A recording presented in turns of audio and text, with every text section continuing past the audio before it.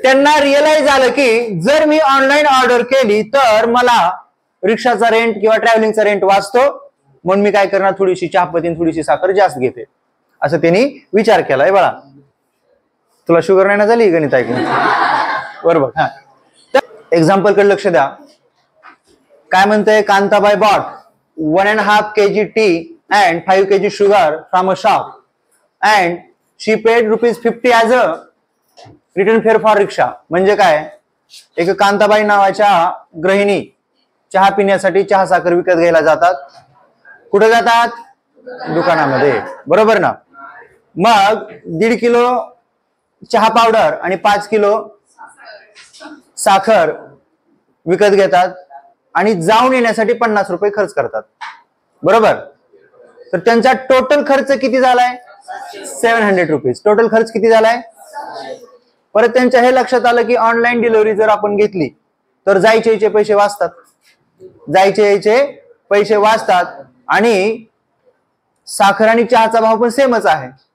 त्यांचे ट्रॅव्हलिंगचे पैसे वाचायले म्हणून त्यांनी काय केलं की ऑनलाईन ऑर्डर केली आणि याच्यामध्ये 2 किलो चहा मागवला. पैसे वाचायले ना, मग थोडस जास्त घेऊ. 2 किलो काय मागवला? चहा आणि 7 किलो साखर. चहा म्हणजे चहा पावडर, हा समजून घ्यायचं. तर 2 किलो चहा आणि 7 किलो साखर मागवली तर ऍक्च्युअल त्यांना टोटल खर्च आला ₹880, ₹880. तर चहा पावडरची किंमत किती रुपये किलो आणि साखरेची किंमत किती रुपये किलो हे फाइंड आउट करायची. मी रिपीट सांगतो. सुरुवातीला काय केलं, कांताबाई यांनी 1.5 किलो चहापत्ती आणि 5 किलो साखर विकत घेतली आणि जाऊन यायला ₹50 खर्च केले. टोटल पैसे झाले ₹700 खर्च. नेक्स्ट टाइम त्यांना रिअलाइज झालं की बाबा जाऊन यायचे पैसे वाचतात ऑनलाईन ऑर्डर केल्याच्या नंतर आणि चहा साखरेचा रेट पण कसा आहे, सेमच आहे. म्हणून त्यांनी काय केलं, 2 किलो चहापत्ती आणि 7 किलो साखर मागवली तर त्यांचा ₹880 खर्च झाला. तर चहा पावडरची किंमत किती म्हणजे किती रुपये पर केजी आणि साखर किती रुपये पर केजी फाइंड आउट करायचं आपल्याला. मग साखर आणि चहा किलो मध्ये त्यांचा रेट विचारलाय तर आपण पण किलो मध्येच ऍज्युम करू. मला सांगा सुरुवातीला find the rate of sugar and T. मग इथं सुरुवातीला इथं काय दिले बाळांनो, इथं दिलंय टी, त्याच्यामुळे टीचा रेट आपण बघू. लेट काय ऍज्युम करायचं रे, द रेट ऑफ टी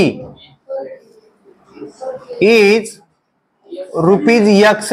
कसा रे बाळांनो, पर केजी. एका किलोला किती रुपये खर्च व्हायलाय? एका किलोला 1x, 2 किलोला, 3 किलोला, 5 किलोला, 1.5 kgला 1.5x. म्हणजे काय, नीट लक्ष द्या, कन्व्हर्जन सांगतो. 1.5 चा मिनिंग काय होतो, 2 into 1 2, 2 plus 1 3, सॉरी 2 plus 1/2. ह्याचा मिनिंग असाच होतो ना. म्हणजेच काय, 3/2 kg. 1.5 किलो म्हणजे काय रे, 3/2 चालेल ना. मग एका किलोला ₹X आहे तर 1.5 kg ला किती रुपये, तर इथं काय येईल 3/2 X कोणाकोणाला हे स्टेटमेंट कळलं नाही. एका किलोला किती रुपये आहेत, X kg. किती किलो चहा ऑर्डर केलाय, 1.5 kg. बरोबर ना. म्हणजे काय, याचं कन्व्हर्जन आपण फ्रॅक्शन मध्ये केलं, 3/2 X रुपये त्याचा खर्च येईल. समजलं का. एका किलोला ₹X, 2 किलोला 2x, 3 किलोला 3x, 4 किलोला 4x. म्हणून 1.5 kg ला काय असेल, 3/2 into X रुपीज. समजलं इथपर्यंत. आणि त्यांनी परत साखर पण ऑर्डर केलंय, किती किलो, साखरेचा रेट वेगळा पकडू आपण, तो काय असेल ₹Y per KG. And the rate of sugar is ₹Y per KG. बरोबर ना. मग त्यांनी टोटल जी अमाऊंट स्पेंड केलेली आहे, टोटल एक्सपेंडिचर कसा आला रे सांगा. अमाऊंट ऑफ टी काय केलं, amount of T plus amount of sugar plus rickshaw rent. Amount कशी एक्सपेंडिचर केली कळालं का तुम्हाला? टोटल अमाऊंट खर्च केलाय किती बाबांनो? टोटल अमाऊंट खर्च केलाय 700 रुपीज. मग टोटल अमाऊंट टोटल एक्सपेंडिचरला मी इथं काय करतो? 700 करतो. बरोबर ना? एका किलोला x रुपये तर 1.5 kg ला काय असणार आहे? 3/2x आणि 5 किलो साखरेचा रेट काय असेल? 5y. टोटल किती आला? तर राहिलं की अमाऊंट ऑफ रिक्षा रेंट किती आहे रे? 50. मी सॉरी म्हणलं ना? किती वेळेस म्हणलं? सॉरी एक वेळेस, सॉरी 2 वेळेस, असं 6 वेळेस म्हणलं. हा, तर हे 50 रुपीज बी ऍड करायचं. रेंट लय लांब होता, विसरलो मी. हा, रेंट इकडे आला काय रे? प्लस मायनस, म्हणून 700 मधून 50 रुपीज गेले इकडे परत. आता ती स्टेप ऍड करू. हा, चला सांगा. x into 3 3x, 2 into 5 upon 2 3 जा, सॉरी 2 1 जा 2. आता याच्यातून हे मायनस केलं, खाली किती आलं रे? किती आलं? 650 आलं. किती आलं? इकडे काय आलं रे? 3x plus 10y divide by पलीकडे पाठवलं काय होईल? मल्टिप्लिकेशन. मग 650 मधून सॉरी 650 मल्टिप्लाय बाय 2 इथं 1300 करू का? इक्वेशन नंबर फर्स्ट चालेल. पहिल्यापासून सांगतो. चला इकडे बघा. इथं काय होतं? रेट ऑफ टी काय आलं? 3/2x. परत काय आलं? रेट ऑफ शुगर किती आलं? 5y. आणि 700 मधून 50 रुपये कशाचे मायनस केले आपण? रिक्षाचा रेट हा तिचा एक्स्ट्रा एक्सपेंडिचर आहे. अमाऊंट ऑफ शुगर आणि अमाऊंट ऑफ टी हे वेगळं असेल. बरोबर ना? म्हणून काय केलं? 700 मधून 50 रुपीज मी मायनस केला. का मायनस केला? का तर तो एक्स्ट्रा खर्च आहे जायला यायला. तुम्ही रेल्वेनं जाचाल, रिक्षानं 50 रुपये आला, रेल्वेने थोडं स्वस्त येते रे. तुम्ही ऑटो करून जाचाल, नाही ऑटो करूनच गेलते. तुम्ही विमानानं जाचाल, साखरेचा त्याचा काय संबंध आहे का? नाही. हा, तर थोडक्यात माझं तयार होणार इक्वेशन कसं आलं? 3x plus 10y is equal to 1300. समजलं का इथपर्यंत? समजलं का इथपर्यंत? ओके. आता त्यांना रिअलाइज झालं की जर मी ऑनलाईन ऑर्डर केली तर मला रिक्षाचा रेंट किंवा ट्रॅव्हलिंगचा रेंट वाचतो, म्हणून मी काय करणार? थोडीशी चहापत्ती थोडीशी साखर जास्त घेते, असं त्यांनी विचार केलाय. बाळा तुला शुगर नाही ना झाली गणित ऐकून? बरोबर. हा, तर आता किती चहापत्ती घेतली रे? मग एका किलोला किती खर्च आलाय? x rupees. 2 किलोला आणि 7 किलो शुगर आहे तर मग टोटल रेंट किती आला रे? टोटल खर्च किती आला? मग बाय सेकंड कंडिशन. इथं काय आहे? Condition number second. राधी by second condition. Second condition काय म्हणते की साखर घेतले 7 किलो, त्याचा रेंट आहे, त्याचा एक्सपेन्स आहे y रुपीज पर केजी. चहा किती घेतलाय? त्याचा एक्सपेन्स किती आहे? टोटल खर्च किती आला? बरोबर ना? इक्वेशन स्टँडर्ड फॉर्म मध्ये आहे का? सेकंड नाव द्या. इक्वेशन फर्स्ट आणि इक्वेशन सेकंड मध्ये आपल्याला काय करावं लागेल त्यांचा कोएफिशियंट सेम करण्यासाठी? स्वामी सांगा बरं लास्ट बेंच, काय करावं लागेल? कोएफिशियंट सेम करायचे असतील तर काय करावं लागेल?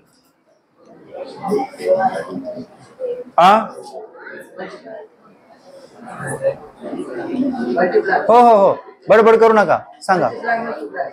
ए नालाय का उभा रे कांबळे, उगाच उभा राहा. नालाय काय म्हणून का बडबड करायला? हा चल सांग. कांबळे तुझं नाव सांग रे, मला तुझा व्हिडिओ मध्ये टाकतो. हा नाव सांग. अथर्व कांबळे. नाव बदललंय का तुझं? चिंट्या मिंट्या बाबल्या काय झालंय का? हा अथर्व. मी बी अथर्व ऐकलं. सुदामी माहितीये तुम्हाला? अथर्व सुदामी. रील्स बघत जा नका. वर बघा इकडं 3x आहे ना, इथं x चा कोएफिशियंट सेम करायचा आहे आणि इथे x चा कोएफिशियंट 2 आहे. मग आता यांचं एलसीएम काय निघल? 6 निघल ना. मग आता मी काय करणार? ह्या 3 ला 2 ने मल्टिप्लाय करणार. म्हणजे फक्त 3 ला मल्टिप्लाय नाही करणार, मी पूर्ण इक्वेशनला मल्टिप्लाय करणार. Equation number first multiply by 2 का 2. हा, multiplying equation first by 2 and equation second by 3. मी थोडासा स्पेस वाचवतो.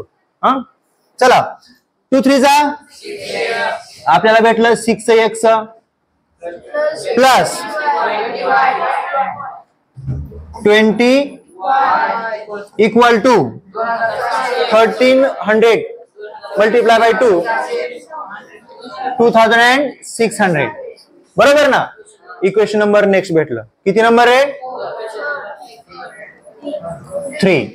आपल्याला इक्वेशन नंबर 4 पण मिळणार आहे. कधी मिळणार आहे ज्यावेळेस आपण इक्वेशन सेकंडला 3 ने मल्टीप्लाय करू. चला 3 टू जा अँड 3 टू जा 6x प्लस रिपीट सांगा इज इक्वल टू 2640. इक्वेशन किती आलं. आता x कॅन्सल होईल. काय करावं लागेल सबट्रॅक्शन. काय करावं लागेल आणि आपण y ची व्हॅल्यू काढू शकतो. म्हणजे आपण काय केलं subtracting equation third from fourth. मग x कॅन्सल होईल. आता नवीन आलेले विद्यार्थी त्यांना कळण्यासाठी हे लक्षात आलं का रे. मी पुढे घेतो. हा चला मी रिपीट सांगा. इक्वेशन फर्स्ट सांगा कुठलं होतं subtracting equation third from equation number fourth. आधी इक्वेशन 4 सांगा plus 21y is equal to next 6x plus आपण काय करायला साइन चेंज करा. हे कॅन्सल होईल बरोबर ना. इथे येईल y is equal to repeat सांगा y इज इक्वल टू 40 म्हणजे काय. y ही काय आहे साखरेची किंमत. y ही काय काय भाव आहे साखरेचा. काय भाव साखरेचा हा इथला 40 रुपये. हा देअरफॉर आता काय करतो रे मी put y is equal to 40 in equation number. कशात ठेवायचं रे सोपं आहे का फर्स्ट.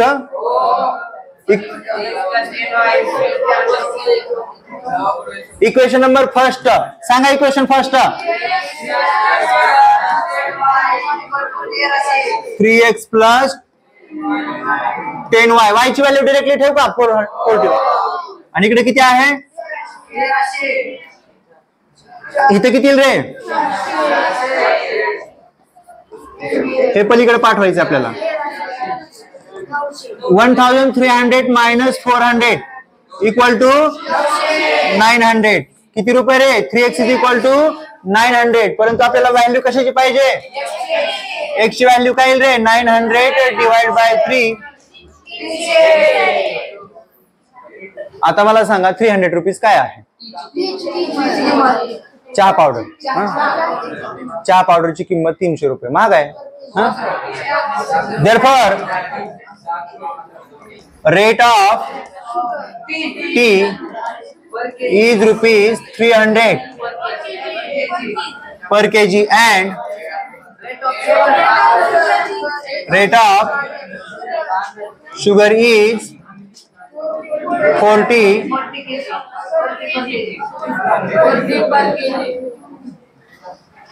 फास्ट लिहून घ्या. मुळे मुळेच करीन तुझं इथे मुळे हा. In a factory, the ratio of salary of skilled and unskilled worker is 5:3. Skilled and unskilled चा meaning सांगा मला. कौशल्य आणि तसं नका सांगू. ज्यांना काहीतरी कला आहे ज्यांच्या अंगामध्ये बरोबर ना आणि जे सांगेल ते काम करतात सांगता नाही.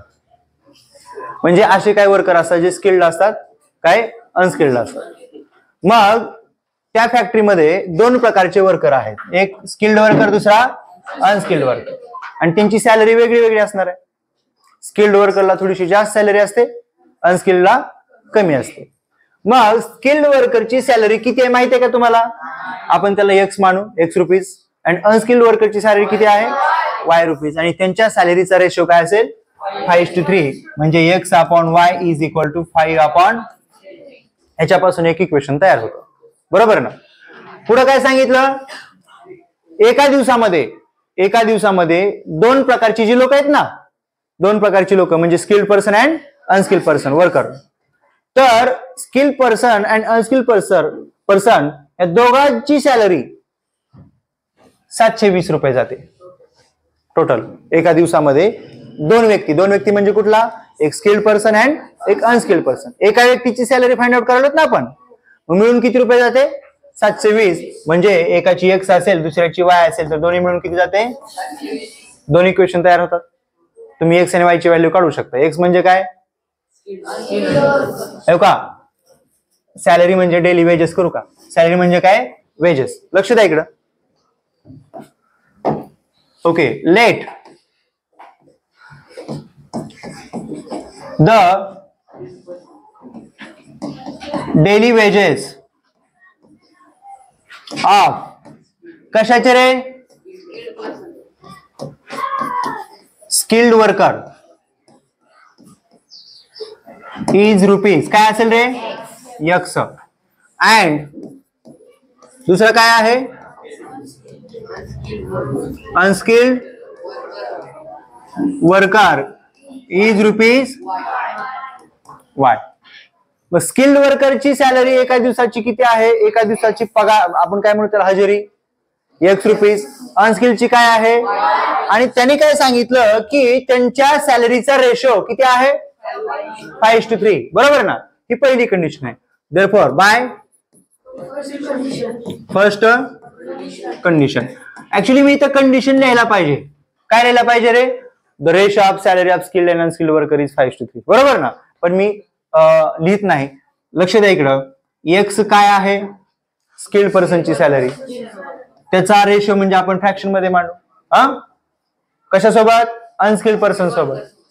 इक्वल टू काय असेल, आता क्रॉस मल्टिप्लाय करा, 3 into x is equal to, okay, therefore 3x minus 5y is equal to 0. Equation number, गरम होईल का, फॅन लावतो, शांत बसायचं. ठीक आहे सगळ्यांनी, ए ती नको लाव,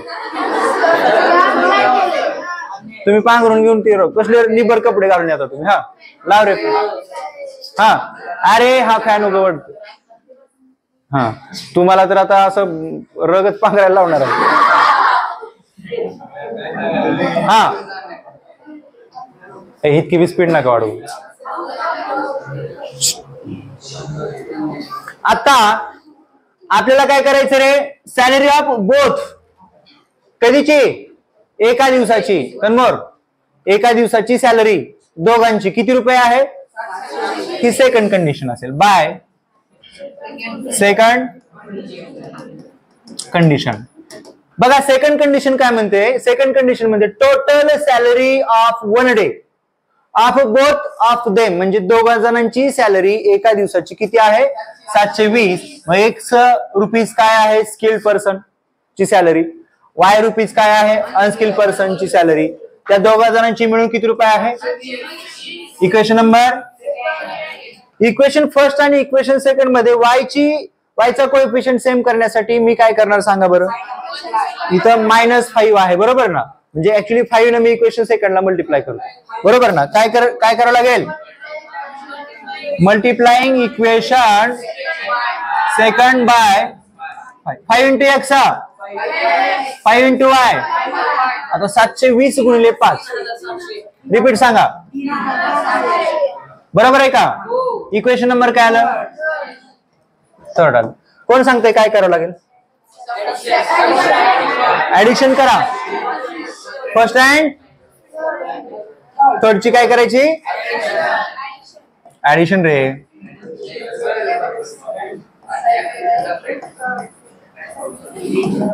नाही नालाय का, ज्यावेळेस आपण सबट्रॅक्शन करतो इथं साइन चेंज आहेत ना. चला ऍडिशन करत असताना मी एक स्टेप एक्स्ट्रा घेतो बाळांनो, घ्या. 3x minus 5y is equal to 0. Next 5x plus 5y is equal to 3600. Cancel. 5 plus 3 x is equal to 3600 upon 8. काय ते इथे लिहितो, x is equal to 450. x is equal to 450 काय आहे, स्किल्ड पर्सनची सॅलरी एका दिवसातली त्याची हजेरी किती आहे 450 रुपये. मग तुम्हाला काय शोधायचे आता अनस्किल्ड पर्सनची. देअरफॉर सांगा put x is equal to in equation number okay second 450 plus y is equal to 720. y is equal to 720 minus 450 किती येते रे y ची व्हॅल्यू नक्की ना. चला x काय therefore salary of skilled person is rupees 450 and unskilled person is rupees 270. ऐका कुणा कुणाला समजलं नाही मी एका मिनिटामध्ये रिवाइज करू का. नीट लक्ष द्या. दोन प्रकारचे लोक आहेत कामगार बरोबर ना. एक स्किल्ड पर्सन दुसरा अनस्किल्ड पर्सन. त्यांच्या सॅलरीचा रेशो स्किल्ड पर्सनची सॅलरी x रुपीज अनस्किल्डची y रुपीज. त्यांचा रेशो म्हणजे x/y. किती आहे ratio x/y is equal to इथं काय केलं मी तिरकस गुणाकार केला बरोबर ना. Cross multiply 3 × x 3x y × 5 5y plus इकडे आलं मायनस झालं राईट साइडला काय ना म्हणजे काय असतं 0. 3x - 5y is equal to 0 equation number first. आता पुढे काय total salary of one day of both of them is rupees 720. दोघा जणांची एका दिवसाची पगार 720 रुपये आहे. एकाची पगार x रुपये दुसऱ्याची पगार y रुपये. दोघांची बेरीज x + y is equal to 720. ज्यांचं बेसिक झालं नाही म्हणजे काय रे बाळांनो एलिमिनेशन मेथड. सर या मला हेच येत नाही तर तुम्ही मोठमोठे एक्झाम्पल्स का द्यायला. किती जण आहेत असे इथे x आणि y च्या व्हॅल्यूज काढल्या चालतंय. लिहून घ्या जरा 2 मिनिट लक्ष द्या बाकीचे.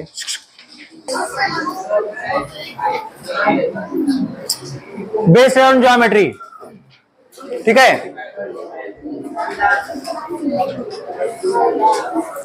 हे मी तुम्हाला सांगतो हे तुम्ही सोडवायचं नाही इथं आणि मी पण सोडून देणार नाही.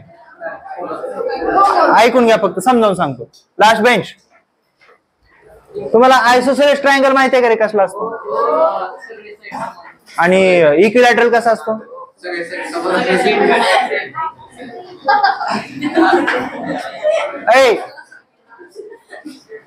आयसोसेलेस शिकवायला लक्ष दे इकडं.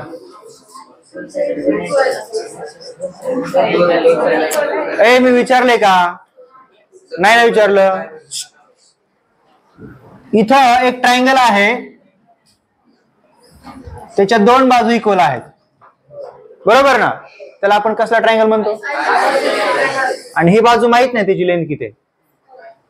मग या ट्रायंगल मध्ये काय सांगितलंय the perimeter of an isosceles triangle is 30 centimetre. Perimeter म्हणजे काय सम ऑफ ऑल साइड्स. हे पुरे लक्ष दे ना. सम ऑफ ऑल साइड्स याला काय म्हणतो आपण पेरिमीटर. बघा नीट लक्ष द्या स्वामी. ट्रायंगल कुठला आहे ABC. ट्रायंगल कुठला आहे पेरिमीटर म्हणजे काय सम ऑफ ऑल साइड्स. तर AB ची लेंथ आणि AC ची लेंथ कशी आहे. आता आयसोसेलेस म्हणल्यावर 2 बाजू इक्वल आहेत. मग मी तर आयडेंटिकल मार्क केलेत का नाही तर मग ह्याची लांबी माहित नाही त्याला काय म्हणतो x. ह्याची पण लांबी काय असायला पाहिजे किती असायला पाहिजे x आणि ही माहित नाही त्याला y घेऊ. पेरिमीटर काय येईल सांगा बरं. x + x + y is equal to 30 equal to 30. Perimeter किती दिलंय 30 दिलंय म्हणून 30 ठीक आहे. तर x काय आहे एका साइडची लेंथ आणि 2 साइड सारखे आहेत म्हणजे दुसऱ्या पण साइडची लेंथ काय असेल x असेल. x + x + y is equal to 30 equation number. आता अवघड कुठे आहे बघा इथून पुढं. The length of its congruent side. Congruent side कुठल्या कुठल्या आहेत रे x. लेंथ कुठली कॉन्ग्रंट साइडची लेंथ कुठली आहे x. The length of its congruent side x is 3 more than its base. काय कळालं तुला जर असं मौन करायला होता, लक्ष दे नाही. रिपीट सांगतो. The length of its convert side ची लेंथ किती आहे, तर x सेंटीमीटर आहे. इज म्हणजे इक्वल, बरोबर ना. ती जास्त आहे, किती न जास्त आहे, 3 न जास्त आहे. जास्त म्हणजे काय, प्लस कशापेक्षा, म्हणजे x minus y is equal to 3. Equation number, म्हणजे इथं मी म्हणतो x minus y is equal to 3. Equation number second.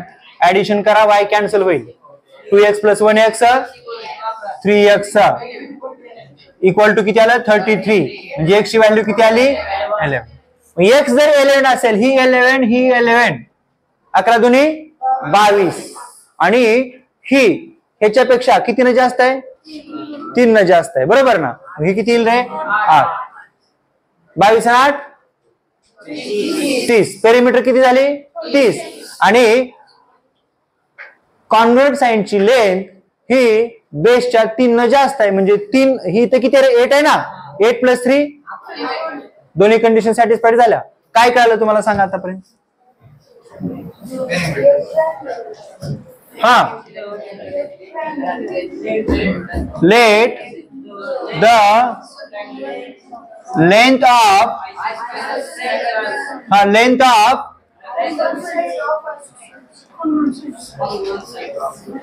Convert sides is x centimetre. Convert साइडची लेंथ किती सेंटीमीटर आहे, x centimetre. And the length of its base is y centimetre, बरोबर ना. By given condition. First condition काय म्हणते, perimeter किती आहे, perimeter किती आहे, झोपू नको रे. वी नो, सांगा. Perimeter of triangle is equal to sum of all sides, बरोबर ना. जर कॉन्वेंट साइडची लेंथ आहे x सेंटीमीटर, तर दुसऱ्या बाजूची पण काय असायला पाहिजे, x असायला पाहिजे. म्हणून मी तर काय करतो, x plus y is equal to 30. ही पहिली कंडिशन आहे.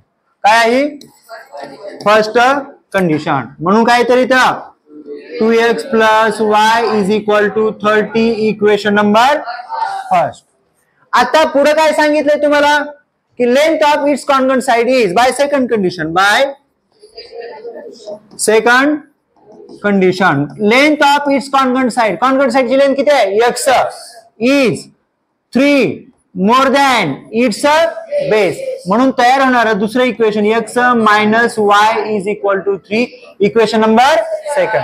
इक्वेशन फर्स्ट आणि इक्वेशन सेकंड मध्ये y चा कोएफिशिएंट सेम आहे, साइन डिफरंट आहेत. ऍड करा, y विल गेट कॅन्सल, बरोबर ना. काय करता येईल इथं, adding equation first and equation second. Addition करत असताना डिरेक्टली करतो मी. इथं बघा इकडं 2x plus 1x 3x plus y minus y cancel. 30 plus 3 33. Therefore x ची व्हॅल्यू कायला पाहिजे, 33/3 काय तरी x इज इक्वल टू 11. ही व्हॅल्यू कुठे ठेवायची, इक्वेशन नंबर कुठे ठेवा, काय फरक पडत नाही, सेकंड मध्ये ठेवा. हा, put x is equal to 11 in equation number second, बरोबर ना. 11 minus y is equal to 3, बरोबर ना. देयरफॉर सांगा रे, 11 minus 3 is equal to y is equal to 8, बरोबर ना. Therefore the length of congruent side is 11 and base is 8 centimetre. समजतंय का, व्यवस्थित लिहून घ्या. आणि मी जे काय तुम्हाला प्रिंट दिले त्या प्रिंट मध्ये सेम एक्झाम्पल्स आहेत. चॅप्टर संपला.